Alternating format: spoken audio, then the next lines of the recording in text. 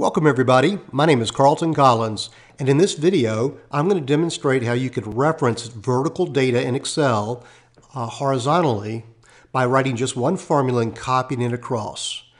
Now to do this trick we're going to use two functions, the index function and the column function. And I'm going to jump right in. Now for my purposes, just so we can see it on the screen, I'm going to insert a couple blank rows.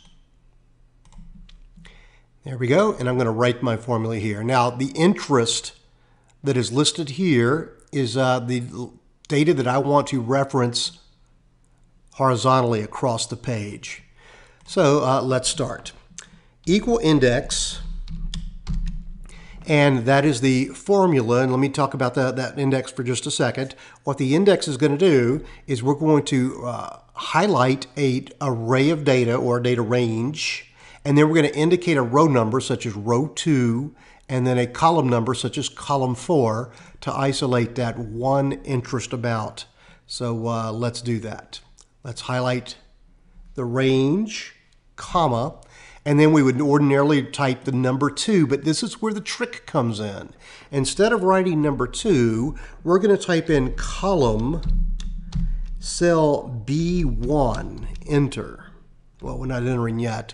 Now what that does is the cell B1 is located in the column called number 2, or in this worksheet you've got the first column is A and the second column is B. So B1 is the second column. So the column function is going to return the number 2. Then we're going to pop in the number 4. And what that does is it returns the interest. Now it doesn't look like it because it's formatted as a date, but let's come in and change that. We'll put that as number formatting. Well, comma formatting, that'll work. And you can see there is the number.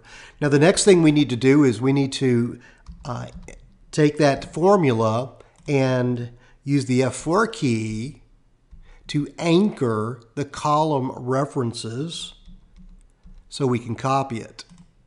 And that one doesn't need to be referenced.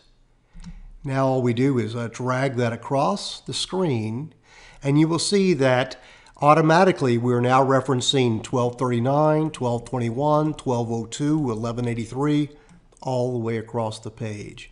It works fairly slick. If we look at this second formula, you can see that instead of referencing column B1, it references column C1, which is the third column, and so forth. The next one references column D1, which is in the fourth column. So in effect, this says index, go to this range, go to the fourth row, go to the fourth column, and return that particular value. And that's what it's doing right there. 1, 2, 3, 4. So hopefully this little trick can be useful for your Excel spreadsheet designs. We'll see you next time.